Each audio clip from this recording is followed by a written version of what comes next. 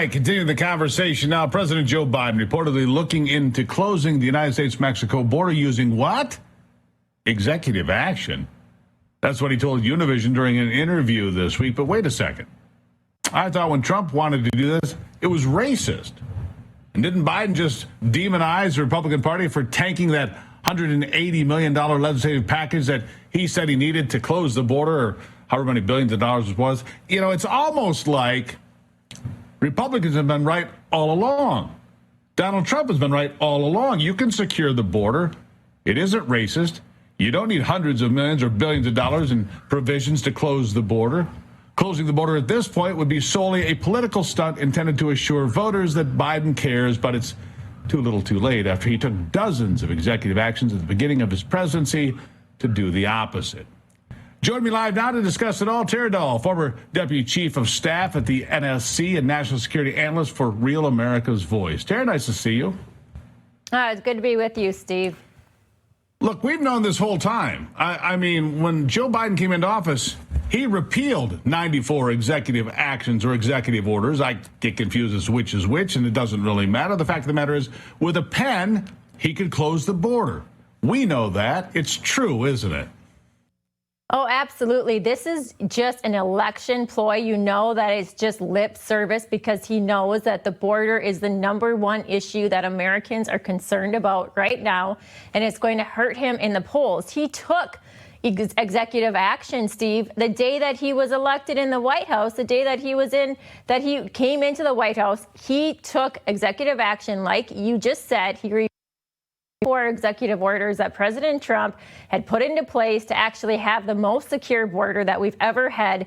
And never in history have we had a president who actually intentionally unsecured our southern border. And now he's paying the consequences, but the damage is already done. Even if they do something, all it's doing is lip service for the election. And like what we just saw today, we just had an Afghan that was on the FBI terrorist watch list that had been released twice.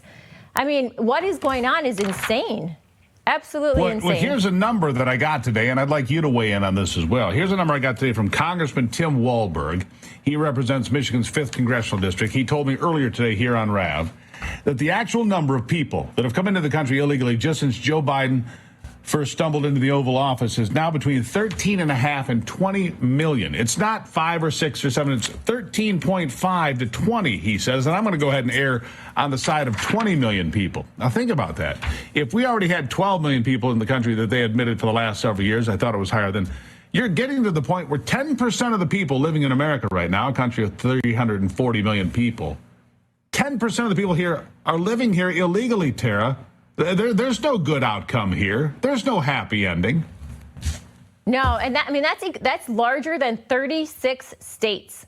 Think of that. And that's intentional. That's what the Democrats want, though. And then you overlay that within over 20 states that are allowing the illegals to get driver's license. And that half the states automatically get registered to vote. Once you have a driver's license, let's say for Minnesota, they just gave 81,000 illegal immigrants driver's license. Well, you get automatically registered to vote. So how are they going to secure our elections when this happens, especially in these Democrat-run states with the Secretary of States that are not going to enforce voter registration? So that's a real issue that we are going to be dealing with right now, and it's their plan. It's 100% the Democrats' plan to bring these illegals in, and they're sacrificing Americans' national security to do it.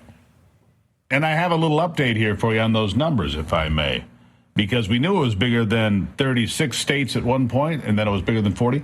If it's, let's say for the sake of argument, it's 20 million. That would make it bigger than all states except Florida, Texas, and California. If it's 13 million, it would still put it bigger than every state except California, Texas, Florida, and New York at 13 million. That's bigger than Pennsylvania, Illinois, Ohio, Georgia, North Carolina, Michigan. It's a remarkable number of people that don't have a place to go, most of them, that don't have a place to live, that don't have a job, many of them. Obviously, we've seen the criminal activity in different places that has been spawned by this because hungry people are desperate people. Now, I want to ask you one other thing real quickly. I got a minute or two here. This battle over FISA warrants, where are we in this conversation? I mean, we know what happened 250,000 illegal searches, maybe closer to 300,000. It depends on what you get told and what you believe, and the government lies a lot these days. But a lot of Americans have been investigated and surveilled illegally, and they want to keep doing it, don't they? Yeah, I mean, you see what happened today with Speaker Johnson folding to the deep state. I mean, Congress is put into power to protect Americans' rights. That's their job. You know, our system of government, good government, is Americans have rights. They were given to us by God. Government didn't give them. And Congress and good government is meant to secure those constitutional rights. So what happened today is Americans lost their Fourth Amendment right. Unreasonable search and seizure. They're not allowed to just tap your phone, spy on you, get your phone records, get your emails, but yet they do it over and over again.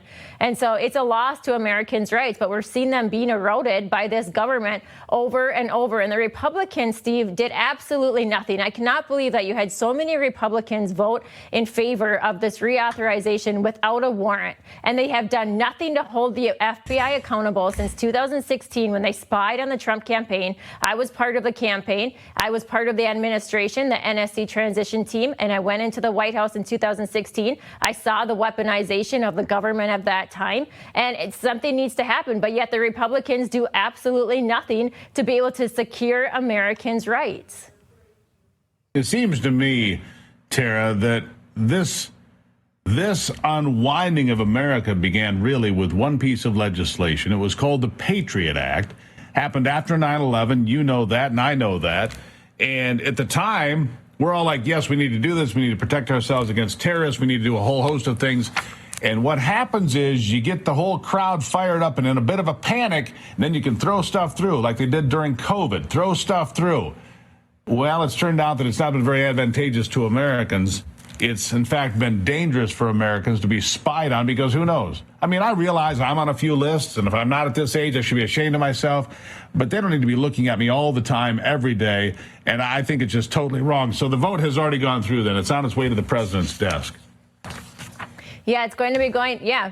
And that is, you know what, like you said, Steve, when our system of government, right, it's that live free or die. We value our freedoms. We value our rights. And we're saying that's worth fighting for. We want to be able to have those rights. We want to be able to have those freedoms. And we have an encroaching government. And when it was passed, that was when Americans trusted the government, right? When 9/11, Americans trusted our law enforcement, our CIA and our intelligence agencies. And now look at what's happened. They have been weaponized.